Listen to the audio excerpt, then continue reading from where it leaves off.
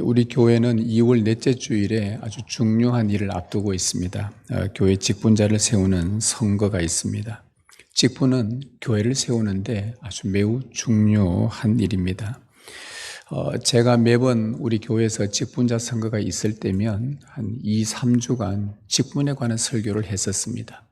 지금까지 한 6번 정도 우리가 직분자 선거를 제가 와서 보니까 그 정도 했었는데 6번 했다는 말은 설교는 적어도 12번에서 15번 정도는 직분에 관한 설교를 계속 했었다는 말이죠. 참 매우 중요합니다. 꽤나 많은 직분 설교를 했었는데 그럼에도 오늘 또 우리가 이 선거를 앞두고 하나님의 일꾼을 세우는 일을 앞두고 또 이번 한 달간 이 직분에 관한 설교와 말씀을 듣는 이유는 또 우리는 교회를 바르게 건강하게 세우기 위해서입니다. 주님의 교회를 바르게 세워가는 것은 교회의 아주 중요한 사명입니다. 말씀에 근거한 직분자로 잘 연단되고 훈련이 되면 교회는 그만큼 성숙해집니다. 어린아이들만 다 모아놓은 그 수준의 신앙들 있으면 늘 싸움이 일어나겠죠. 늘 내 것 차지하려고 붙들겠죠. 늘 다투겠죠. 그런데 교회를 세워가고 건강하게 세워가고 일꾼들을 세우고 그러면은 그들의 성숙한 신앙을 통해서 교회는 더욱더 안정적으로 더 성숙하게 주님의 사람들로 세워지면서 영혼의 많은 유익들을 나눠주게 됩니다. 그래서 이 직분은 참으로 중요합니다. 오늘부터 3번에 걸쳐서 우리 성경이 말하는 집사, 권사, 장로 직분에 관하여 차례대로 그렇게 설교를 하려고 합니다. 오늘은 제가 집사에 대한 설교를 하려고 합니다. 여러분 이 설교들을 잘 귀담아 들어서 우리가 또 마음에 새기고 또 새겨서 내가 바라는 교회, 내가 볼 때 이 교회는 교회가 아니야. 그런 생각이 아니라 정말 내가 바라는 교회가 아니라 주님께서 바라시는 교회가 이런 거구나. 성경에서 이 직분을 이렇게 설명하고 있구나. 이것이 잘 정리를 해서 교회를 바르고 건강하게 세우는데 우리가 함께 마음을 모으고 기도로 준비했으면 합니다. 오순절 성령 강림으로 신약의 첫 교회인 예루살렘 교회가 설립이 됩니다. 그 교회에 복음을 듣고 양심의 찔림을 받고 회개하는 역사가 많이 일어났습니다. 그리고 그들이 회개를 하고 나니까 이제 하나님의 가족이 되고 싶은 거예요. 그래서 세례를 받고 성찬에 참여하고 하나님의 가족이 되었습니다. 복음이 얼마나 좋았던지 예수 그리스도의 복음을 또 들려주시오, 또 들려주시오 하면서 우리 그런 찬송도 있지 않습니까? 주 예수의 복음을 또 또 들려주시오 평생에 듣던 말씀, 그죠? 또 들려달라고. 예루살렘 교회가 그랬습니다. 복음이 너무 좋으니까 또 듣고 싶은 거예요. 그래서 사도들의 가르침으로 또 양육을 받고 또 이것도 성도들과 교제하면서 이 말씀을 또 풍성하게 교제하면서 또 나누고 또 기도하는 일에 힘쓰고 이 복음이 얼마나 좋았던지요. 그러자 예루살렘 교회에 제자들이 점점 많아지기 시작했습니다. 오늘 말씀 1절에 보면 그때의 제자가 더 많아졌는데 제자가 더 많아졌다. 여러분 정말 보기 좋은 교회의 모습이지 않습니까? 교인이 많아지는 것이 아니라 제자들이 많아졌다라는 것, 예수님을 따르겠다라는 것, 예수님의 가르침대로 내가 살아보겠다는 것, 이런 자들이 점점 더 많아졌습니다. 교인이 많아지는 게 별로 중요하지 않습니다. 예수님의 제자가 많아지는 것. 그런데 그렇게 건강하게 은혜롭게 잘 성장하던 예루살렘 교회에 심각한 문제가 하나 발생하게 됩니다.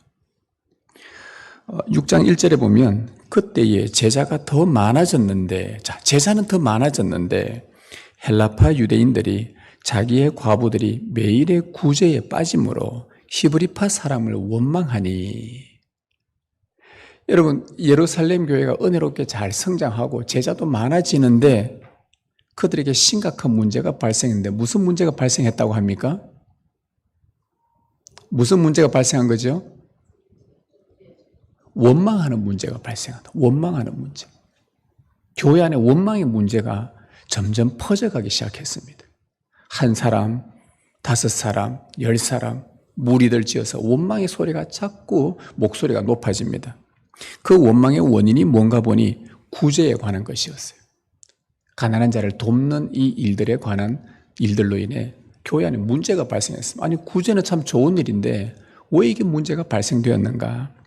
당시 예루살렘 교회는 히브리파 유대인과 헬라파 유대인들이 살고 있었습니다. 여러분, 헬라파 유대인이라는 것은 뭐냐? 둘 다 유대인입니다. 둘 다 유대인인데 헬라파 유대인은 일찍 고국 유대 땅을 떠나서 이방 땅 헬라 지역, 그러니까 그리스 지역에서 살다가 이제 노후나 이쯤 되었을 때에 다시 고국에 되돌아와 정착하는 사람을 헬라 지역에 살았던 헬라파 유대인이라고 불렀습니다. 그리고 히브리파 유대인은 고국을 떠난 적이 없고 계속 이 본토, 이 영토에서 히브리 땅에서 처음부터 늘 계속 살아왔던 사람들이었습니다. 근데 이 사람들이 이 둘 사이에서 젊었을 때 이방 땅으로 갔다가 돈도 벌고 다른 곳에서 살다가 다시 고향으로 돌아와서 사는 사람하고 토배기로 이곳에서 오랫동안 산 사람하고 40년 만에 만나서 같이 어우러져 살려고 하면 여러분 언어가 다르고요. 생각도 많이 달라졌고 문화도 많이 달라졌고 그래서 그걸로 인해서 갈등의 요인도 발생하고 경쟁적 의식도 생기고 그것이 당연한 일이었습니다. 근데 그게 지금 예루살렘 교회 안에 이런 헬라파 사람들과 히브리파 사람들이 같이 모여서 신앙생활을 하고 있는데 다 주 예수를 믿고 다 믿음 생활하고 은혜 받고 사도들의 가르침을 받고 성도의 교제를 하고 다 좋은데 은혜 받고 좋은데 뭔가 하나 문제가 딱 발생하니까 서로의 의견이 탁 갈라지면서 살아왔던 문화가 다르고 생각이 다르다 보니 여기서부터 원망하는 문제가 발생을 했던 것입니다. 이 당시 때 예루살렘 교회 안에 남편을 사별하고 홀로 된 여인들이 어린 자녀들을 키우며 힘겹게 살아가는 여인들이 꽤 있었습니다. 그리고 그 당시 때로 봐서는 이 여인들이 직장을 구하는 것도 쉽지가 않았습니다. 그래서 이 유대 사회는 교회 안에 이런 자들을 어떻게 도와줄 것인가 해서 구약 성경 모세의 율법을 가지고 와서 거기에서 사회적 제도를 하나 가지고 와서 그것을 교회 안에 적용을 합니다. 그게 뭐였냐 하면은 고아와 과부에게 떡과 옷을 나누어 주는 일을 해라. 신명기 10장에 나오는 말씀이고요. 또 하나 11조를 가지고 홀로 된 여인들의 음식을 제공해라. 신명기 26장에 이런 말씀들을 가지고 와서 가난한 자를 돕는 제도가 마련되었습니다. 그래서 예루살렘 교회도 그 제도를 따라서 구제에 힘썼습니다. 그 여인들을 돕고 섬기고 옷도 나누어 주고 음식도 주고 하면서 그러니까 그 초대교회 사람들이 특히 바나바 같은 사람들은 혹시 재정이 부족할까 봐 자기 밭을 팔아서 그러다가 사도들한테 갖다 주고 그 돈을 가지고 또 구제에 쓰고 또 사람들이 11조를 내서 그걸로 구제를 쓰고 계속 그렇게 해왔단 말이죠. 얼마나 은혜로웠는지 모릅니다. 그런데 그중에 헬라파 유대인 여인들이 이 구제에서 그 대상에서 좀 빠지는, 제외되는, 제대로 구제를 받지 못하는 상황이 벌어진 겁니다. 헬라파 유대인들이 1절에 보면 자기의 과부들이 매일의 구제에 빠짐으로 매일 받아야 될 그 구제, 음식이나 옷들을 거기에서 제외되므로 히브리파 사람들을 원망하기 시작했다는 겁니다. 여러분, 히브리파 여인들은 이 본토박이잖아요. 토박입니다. 한 번도 떠난 적이 없고 이곳에 많은 사람과 친분이 있고 그런 사람들이 개종을 해서 예수를 믿고 한 교회에 있다 보니 아무래도 좀 친분도 있고 아는 사람도 있으니까 혜택을 좀 더 받았던 것 같아요. 그런데 헬라파 유대인 여인들은 떠났다가 이제 고국으로서 와서 다시 살려고 왔는데 뭔가 좀 어색합니다. 뭔가 좀 관계가 불편합니다. 그래서 매일 받아야 될 구제 명단에서 자주 그 이름이 빠지게 된 거예요. 나이가 들어서 고국 땅에 들어와 살려고 하다 보니 은근히 텃세도 심하고 또 관계도 불편하고 같은 민족인데 같은 동족인데 그래서 어려운 부분도 있었습니다. 게다가 구제 대상에서 자주 제외되다 보니까 생계에 어려움을 많이 겪었어요. 안 그래도 마음이 힘든 데다가 이 정서적으로 경제적으로 박탈감과 서운한 마음이 자꾸 들었습니다. 그것도 같은 교회 안에서 예루살렘 교회 안에서 이런 감정을 느끼니까 그 마음이 얼마나 힘들었겠습니까? 말은 못하고 속은 제껴 상하고 그렇다고 뭔가 좀 도와달라고 하려고 해보니까 그 위에 사람들이 다 히브리파 사람들이라.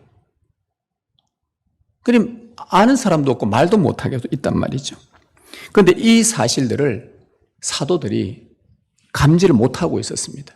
이게 나누어주는 부분에 있어서 이 정도로 빠지는 줄 몰랐던 것이죠.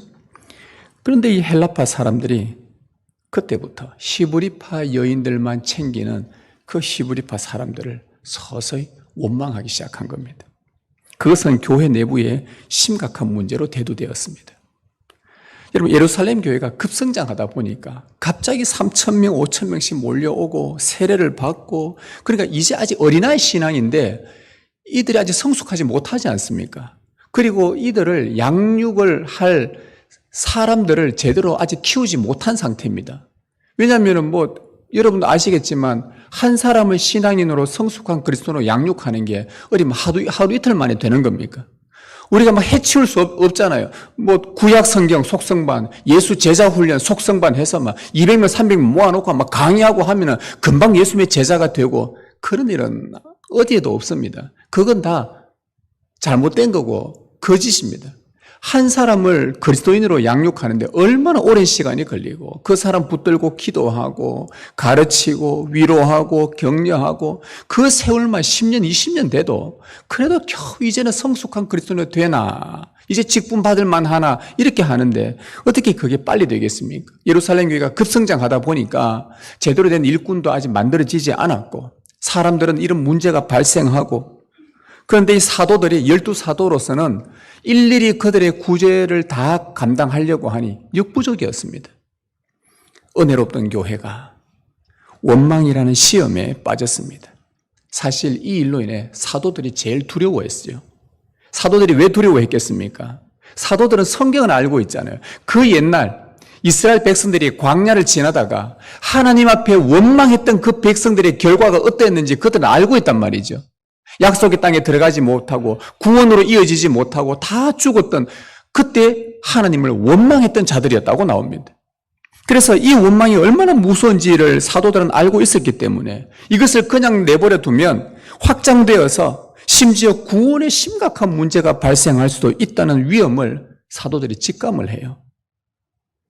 여러분, 제자들이 점점 많아지는 아무리 은혜로운 교회라 하더라도 그곳에 완전하지 않은 사람들로 모여져 있고 또 마귀도 그 틈을 타서 어떻게 해서든 교회의 부흥을 가만히 두고만 보지 않을 것입니다. 그래서 사도들은 이 위험성을 알고 12사도와 여러 제자들을 불러 모읍니다. 긴급 회의를 소집했죠. 그렇게 회의를 해서 내린 결론이 2절에서 4절입니다. 12사도가 모든 제자를 불러 이르되 우리가 하나님의 말씀을 제쳐놓고 접대를 일삼는 것이 마땅하지 아니하니 형제들아 너희 가운데서 성령과 지혜가 충만하여 칭찬받는 사람 7을 택하라. 우리가 이 일을 그들에게 맡기고 우리는 오로지 기도하는 일과 말씀 사역에 힘쓰리라. 사도들이 그들의 주 사역이 기도하는 것과 말씀 사역인데 이것을 제쳐두고 가난한 자들, 그 많은 가난한 자들의 구제까지 담당하게 되면 분명히 기도하는 일이 소홀하게 될 것이고 말씀을 가르치고 전하는 일에 소홀하게 될 것이다. 그러면 더 큰 교회 안에 문제가 발생한다. 교회는 진리의 기둥과 터인데 그 말씀이 점점 빈약해지면 더 큰 위험에 빠질 수 있기 때문에 기도와 말씀 사역이 방해받지 않도록 그 사역에만 집중할 수 있도록 구제를 담당할 봉사자를 세우기로 결정한 것입니다. 그랬을 때 그 제자들이 얼마나 기뻐했는지 몰랐다고 성경은 기록합니다. 제자들이 이 말을 듣고 너무 기뻐했다. 그래, 이게 정말 필요하겠다. 정말 필요하겠다. 여러분, 교회는 말씀 사역자인 목사의 직분만 필요로 하지 않습니다. 물론 목사의 직분은 말씀을 전해주기 때문에 귀해서 많은 분들로부터 존경받기도 합니다. 그렇다고 해서 목사의 직분만 필요하지는 않습니다. 그것은 성경적이지 않아요. 주님은 사도들을 통해서, 제자들을 통해서 말씀을 전하는 일이 방해받지 않도록 하기 위해서 그 교회 안에 영혼들을 돌볼 수 있는 직분이 필요하다고 주님은 말씀하셨고, 사도들과 제자들은 이러한 발생된 문제들 때문에 이런 직분이 필요하구나 하고서 그들이 이 필요한 것을 알게 되었습니다. 교회에서 원망이 일어나지 않도록 바른 신앙으로 인도하며 돌보는 직분이 필요하게 된 것입니다.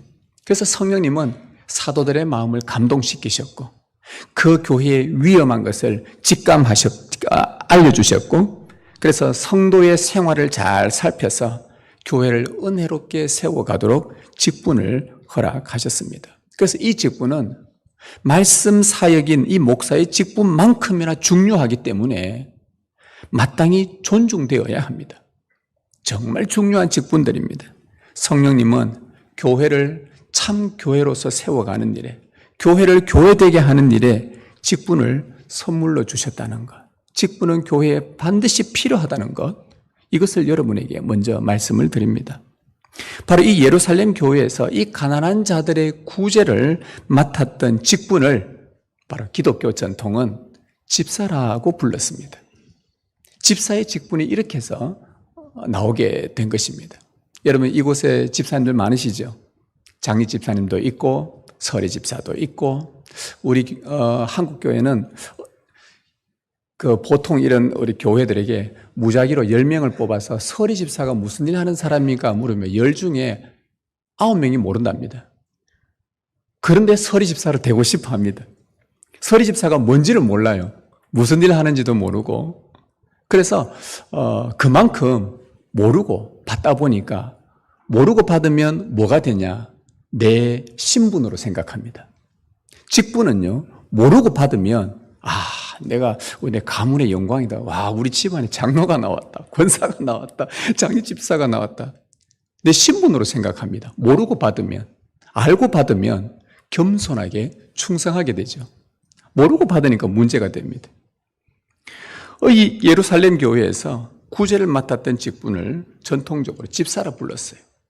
이 집사의 직무가 뭐냐? 오늘 본문 2절에 보면 이 집사가 하는 일, 접대를 일삼는 것이라고 나옵니다. 접대를 일삼는다.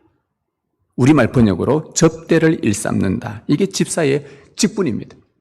접대라는 이 헬라어는 뭐냐? 뜻은 음식이란 뜻입니다. 식탁, 음식, 식탁. 그 다음에 일삼는다 할 때 일삼다란 말은 봉사한다라는 뜻입니다. 번역을 하게 되면. 따라서 접대를 일삼는다, 이 말은 다시 말하면 식탁 봉사를 섬긴다, 또는 음식을 나누어 준다라는 뜻입니다. 자, 그러면 집사의 직분에 하는 일이 뭐냐?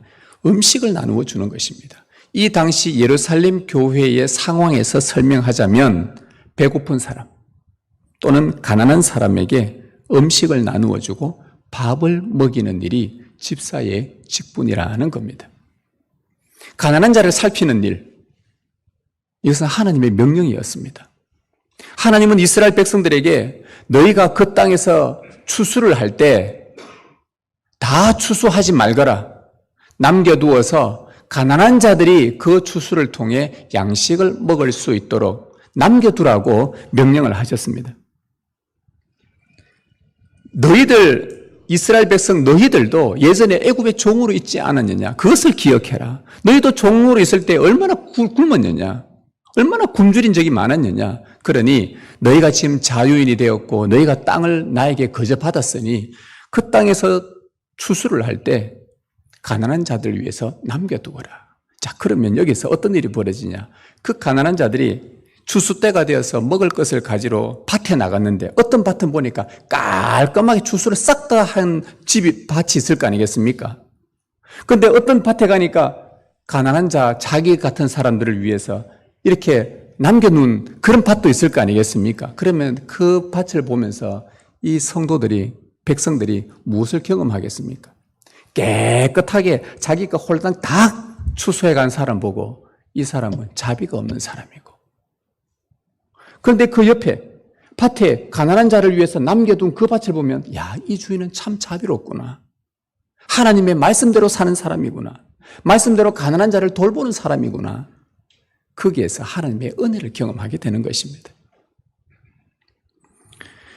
예루살렘 교회의 회원이었던 헬라파 여인들은 홀로 되어서 생계를 이어갈 직장을 쉽게 구할 수 없는 가난한 자들이었습니다. 그래서 이 식탁 봉사자인 집사는 교회로 들어온 11조와 감사헌금을 사용해서 교회의 가난한 자들을 지혜롭게 잘 살펴서 그들에게 일용할 양식을 공급하는 직분입니다.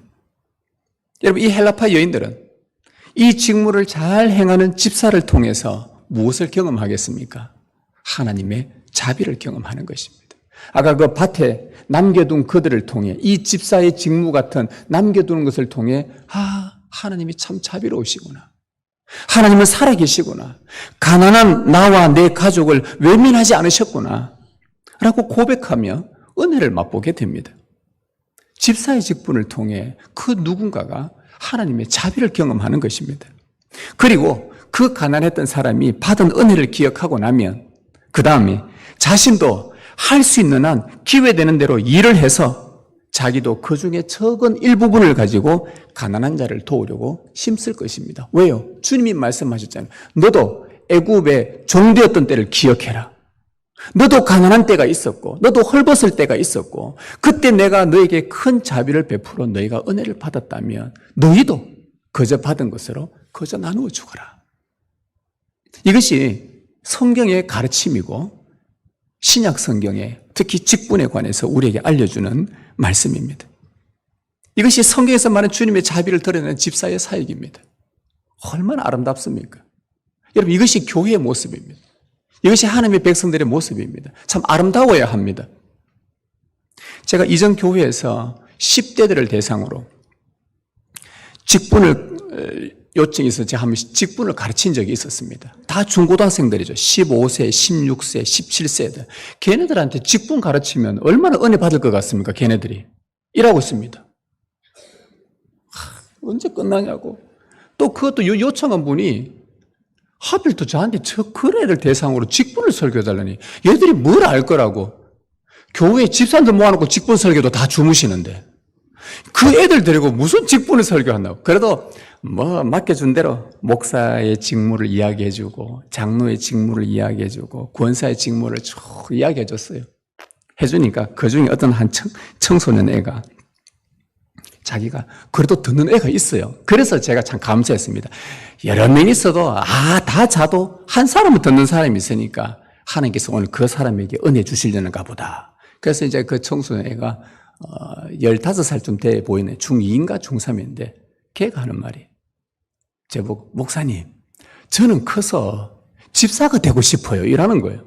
그 얘기를 쭉 듣더만 목사 일은 제가 잘 못할 것 같고 장로 일도 굉장히 힘들 것 같고 그런데 가난한 사람들 보니까 제 마음이 조금 뭔가 이 마음이 좀 감동되는 것도 있고 그들에게 주님이 자비를 베풀어줘서 그들의 어려운 형편을 살펴보는 돌보는 일 이거는 하나님이 참 제가 할 수 있을 것 같고 제가 일하면 너무나 기쁠 것 같습니다.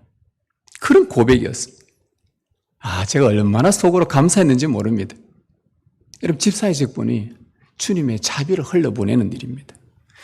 우리 교회가 주님의 자비를 드러내는 일에 또 어떻게 흘려보낼 것인가에 대해서는 참 고민을 많이 해야 됩니다. 교회 안에만 어려운 형편에 있는 자들이 있는 것이 아니라 오늘 우리 사회에 보면요. 교회 바깥에 특히 우리 지역 사회에 생활고를 겪는 청소년들이 의외로 많다는 것을 제가 알게 되었습니다. 그리고 대학생들인데 도움을 받을 수 있는 부모가 없어서 청년인데 도움을 받을 수 없는 그런 생활고를 겪는 청년들이 의외로 사각지대에 있는 애들이 있더라고요. 그래서 이 나라나 뭐 NGO 단체에서 많은 도움을 주고 뭐 모금도 하고 그러지 않습니까? 그래서 우리 교회가 살펴서 할 수 있는 범위 안에서 그들에게 도울 수 있는 방법들을 가지고 돕는다고 한다면 저는 이 직무를 통해 주님의 자비가 그들에게 잘 흘러가지 않을까 하는 그런 생각들을 하게 되었습니다. 우리 교회에 우리 장리 집사님들의 모임이 집사회가 있습니다. 사실 오늘 이 직분에 보면은 이 집사회에서 저는 성경의 가르친 대로 우리 얼마 전에도 제가 같이 워크숍을 했었는데 우리 집사회가 어쩌면 이 일들을 두고 이 지역사회에 어려운 형편들에 있는 사람들 다는 못하더라도 우리가 할 수 있는 범위 안에서 같이 고민하고 같이 자료도 찾고 같이 살펴보면서 이 사역에 조금만 집중하게 된다면 주님께서 그 집사회의 직무를 통해서 저는 은혜와 자비를 이 지역으로 흘러보낼 수 있지 않겠나. 그들이 예수 믿고 안 믿고는 하나님 손에 달린 것이고 우리는 요거 딱 주면은 저 사람 교회 오겠지. 그런 마음 갖지 말고 내가 미장원에 가서 자주마한테 계속 선물도 주고 뭐도 해주고 뭐도 해주고 언젠가는 교회 오겠지. 그런 생각하지 말고 그건 하나님께 맡기고 그리스도인으로서 자비를 베푸는 일, 그리스도인으로서 선을 베풀 수 있는 일, 이러한 집사의 직무에 대해서 우리 모두가 다 이런 같은 생각들을 가지고 한다면 분명히 하나님은 교회를 통해서 우리 주위에 주님의 자비를 흘러보내게 할 거라고 분명히 확신이 듭니다. 그럼 이 집사의 직무는 이렇게 가만히 듣고 나서 보니까 여러분 마음에 집사 내한테 딱이네. 이 직분이 내한테 딱이다. 그런 분 계십니까? 저는 그런 분이 많이 나왔으면 좋겠습니다. 많이 나왔으면 좋겠어요. 이 집사 직분을 정말 사모했으면 좋겠습니다. 주님의 자비를 흘러보낼 수 있다면 내 마음에서 내 주머니에서 흘려보낼 수 있다면 그래서 그걸로 인해 누군가가 조금씩 유익을 얻고 그 사람도 그것을 보고서 또 누군가에게 또 흘려보낼 수 있는 참 그래서 이 집사의 직무를 누구나 다 사모했으면 좋겠다라는 그런 마음이 너무 간절합니다.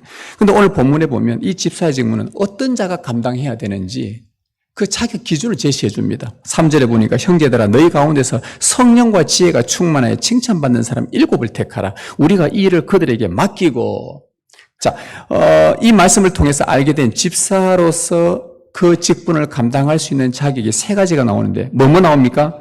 첫 번째 무슨 충만이죠? 성령이 충만하고 두 번째는 지혜가 충만하고 세 번째는 칭찬받는 사람이라는 겁니다. 여러분 왜 성령 충만한 자가 집사의 직분을 감당하라고 했을까요? 여러분 성령이 아니고서는 주님의 자비를 드러낼 재간이 없습니다. 우리가 주 예수를 믿으면 우리 안에 성령님이 임하십니다. 그러면 성령이 임하면 그때부터 우리가 성령 충만을 사모하죠. 성령 충만이 뭡니까? 우리 자신을 철저하게 부인하게 하고 우리의 주장과 고집들을 자꾸 버리고 옛 성품을 자꾸 부숴가는 거, 이게 성령의 충만함이거든요. 그리고 성령의 인도를 따르고 말씀을 따르고 이게 말씀이 이렇게 하라고 하구나. 그럼 내가 그렇게 삶을 바꾸어 가고 그래서 내 속에 성령의 열매, 예수님의 성품을 닮아가는 인격이 열매가 맺어지는 것. 이게 성령 충만이고 성령을 받은 자들의 삶입니다. 이렇게 성령을 충만함을 사모하는 자에게 그 사람이 결점이 없겠어요? 아니요. 단점이 없겠어요? 아니요. 실수가 없겠어요? 아니요. 완전하지 않기 때문에 비록 성령의 충만을 사모해도 그 사람이 결점이 있고 부족하지만 성령님께서 그 사람에게 교회를 섬길 수 있도록 은사를 주시는 겁니다. 그런데 그 은사 중에는 특별히 가난한 자들에 대한 마음, 그들에게 자비를 베풀고 싶은 그 마음이 유독 강하게 일어나는 분들이 있습니다. 아마 여러분도 우리 교회 안에도 여러분들이 보시면 참 가난한 자들에 대해서 씀씀이나 그 마음을 있는 분들을 여러분이 아마 발견할 것입니다. 참 웃겨요. 이 은사는 하나님이 주셨는데 성령이 주셨는데 그 은사를 다른 사람이 볼 수 있게 하셨다는 겁니다. 저분은 진짜 가난한 자들 자비를 베푸는 일에 하나님께 특별한 은사를 받은 것 같다라고 할 만큼 우리의 눈으로도 확인이 됩니다. 은사는 그렇습니다. 그래서 그 유독 강하게 일어나는 그 사람, 그런 자는 성령의 인도를 따라 자비를 베풉니다. 다른 사람의 눈에도 보여요. 그래서 다른 사람들이 야, 저분에게는 성령께서 정말 자비를 베푸는 은사를 주셨구나. 그래서 그 예루살렘 교회 안에 많은 제자들 가운데에서 자비를 베푸는 사람이 그러고 나서부터 눈을 탁 떠보니까 이 일을 감당할 사람들이 벌써 그들의 눈에 보이는 거예요. 7명이 탁탁탁탁탁 보이는 거예요. 그래서 야, 이 사람들은 하나님께서 이 일을 하라고 이들에게 은사를 주셨구나. 그래서 그 7명이 선택이 된 것입니다.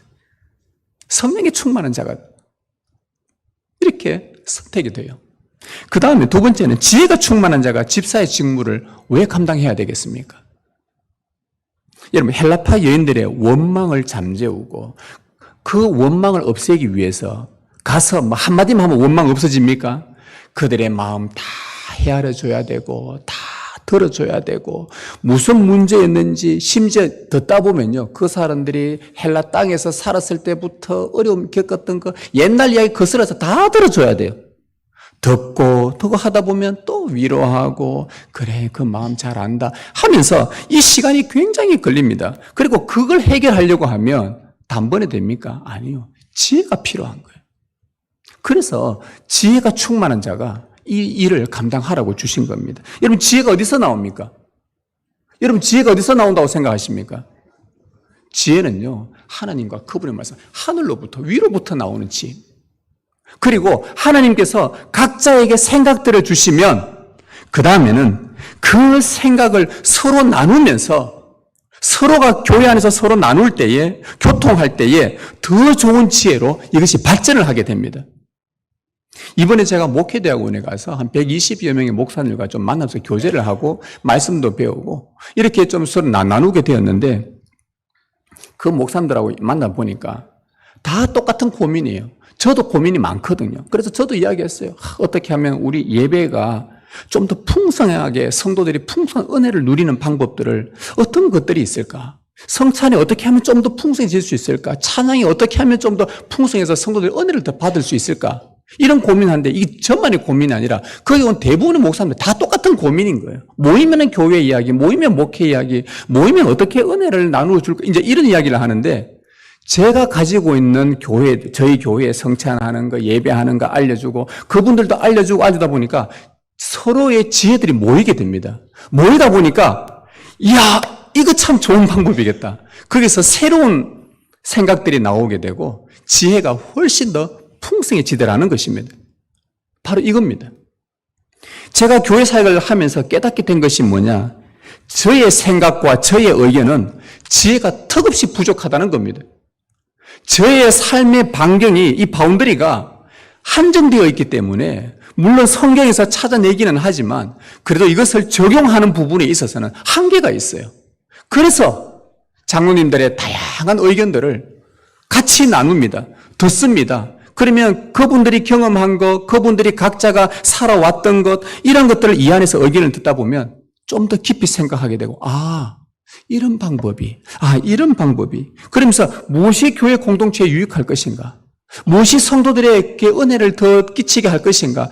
이러한 것들을 협의하면서 고민하고 기도하던 중에 더 보완된 의견들이 나오게 되는데 그것이 곧 지혜입니다.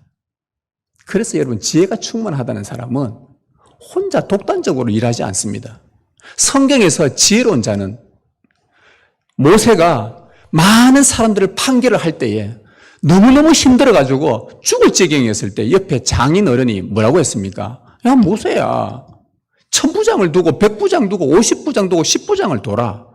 네 혼자 어찌 다 하려고 하느냐 그걸.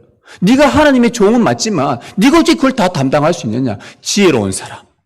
성령의 하나님의 신에 감동된 사람 70명을 네가 찾아라. 그리고 1000부장, 100부장, 50부장, 50명 담당하고 100명 그렇게 해서 그렇게 그들과 함께 이야기하고 나누면 훨씬 더 좋은 의견. 모세 같은 지도자한테도요, 이게 필요합니다. 그래서 혼자 내 의견이 늘 옳다고 주장하고 독단적으로 결정하고 그런 사람은요, 제가 보니까 그래요. 지혜가 턱없이 부족하고 그것은 지혜가 아니에요. 지혜가 없는 거예요. 그 일 추진하면 교회 안에 문제 생깁니다. 항상 그 팀 안에서 문제 생기고 그 부서 안에서 문제 생기고 이게 대부분이 그래요. 그래서 모세도 이것을 경험했고 사도들도 경험했고 그래서 지혜가 충만하다는 것은 하나님께서 저 사람에게도 성령이 계시고 저분에게도 성령을 주셨는데 그 성령을 받은 자들이 함께 모여서 서로 교통하면서 독단적이지 않고 자기 의견만 옳다고 주장하지 않고 성령의 지혜를 구하고 또 같이 기도해보자 하고 다른 지체들과 함께 협의하며 풀어가는 사람은 여러분 그런 사람은 다른 사람의 눈에도 보이겠습니까? 안 보이겠습니까? 다 보입니다. 성도들은 다 압니다. 다 보입니다. 그래서 저분에게 성령께서 지혜의 은사를 주셨구나. 그렇게 많은 제자 중에 그런 사람 7이 성령과 지혜가 충만한 7이 선택되고 헬라파 여인들의 원망의 문제가 원만하게 해결되면서 교회가 안정된 그런 예루살렘 교회의 모습이었습니다. 참 필요한 부분들이죠. 성령이 충만하고 지혜가 충만하고. 마지막 하나가 칭찬받는 자. 여러분 칭찬받는 자가 왜 집사의 직무를 감당해야 되겠습니까? 여기서 칭찬받는다는 뜻을 알 필요가 있습니다. 이 칭찬받는다는 말은 하나님과 사람들에게 평판이 좋다라는 뜻입니다. 어디서 나온 단어냐 하면 디모데전서 3장에 보면 집사가 되려고 하는 자는 하면서 첫 번째 나오는 성품이 뭐냐? 디모데전서 3장에 뭐라고 나온 줄 아세요? 정중하고. 제일 먼저 나오는 단어가 정중하고. 정중하다는 말이 뭐겠습니까? 이게 좀 더 정확하게 말하면 사람들에게 존경받을 만하고 이 말입니다. 그래서 우리말로 정중이라고 한자를 써서 번역을 한 것입니다. 예의가 바르다는 거겠죠. 무례하지 않는 것. 정중한 것. 그래서 사람들에게도 저분 참 믿음이 좋다. 여러분 성도들에게 존경받는다라는 것은 첫째는 믿음이 진실해야 됩니다. 그리고는 두 번째는 그 믿음이 진실하다는 것이 삶에서 열매로 드러납니다. 성품으로 드러납니다. 인격으로 드러납니다. 성숙한 그리스도를 닮아가는 것이죠. 저 사람 믿음은 좋은데 성질 진짜 더럽대. 이게 말이 되는 겁니까? 이게 말이 안 되는 거예요. 실제로 제가 이거는 여러분들 웃는 이유는 공감하기 때문에 웃는 거 아니겠습니까? 저 사람 참 열심히 하는데 믿음 좋대. 그런 데 있잖아. 막 성질 혼자 부리고 있잖아. 그래서 야고보 사도가 뭐라 그랬냐? 다투고 싸우고 분노하고 성질내고 욕하고 이런 사람은 하나님 나라 이루지 못한다 그랬어요. 얼마나 그 교회 안에 그런 사람들이 있었으면 야고보도 막 화가 나가지고 막 권면하듯이 이 이야기에 막 자기도 화내면 안 될 건데 여튼 하나님 나라 이루지 못하는 것이다. 그래서 누가 봐도 저 사람 참 믿음 좋다. 그 말은 달리 말하면 참 성숙한 그리스도인이구나. 그런 사람들이 여러분 교회 안에 그 원망의 문제가 발생했을 때 그런 사람들이 함부로 판단하겠습니까? 하나님께 엎드리고 기도하고 하나님 어떻게 하면 좋겠습니까? 그러지 않겠어요? 함부로 판단하지 않습니다. 그런 사람들이 그 문제를 하나님께 들고 갑니다. 이게 칭찬받는 사람이에요. 성령의 지혜와 도움을 구합니다. 함께 협의를 합니다. 서로 나눕니다. 이를 어떻게 하면 좋을까? 이렇게 해서 많은 제자 중에 7명이 선택이 된 거예요. 이런 자들이 교회에 집사의 직분을 세워라. 그래서 집사의 직분이 잘 세워지자 예루살렘 교회에게 나타난 결과 7절을 보십시오. 하나님의 말씀이 점점 왕성하여 예루살렘인 제자 수가 더 많아졌다. 여러분 집사의 직분이 잘 되었는데 왜 말씀이 왕성했을까요? 사도들이 완전 맡겨버린 겁니다. 완전 말씀에만 집중할 수 있도록 그 사역으로 제자들이 많아집니다. 이러한 놀라운 결과를 가져와요. 사랑하는 성도 여러분, 집사의 직분이 정말 귀합니다. 교회에 절대 필요한 직분입니다.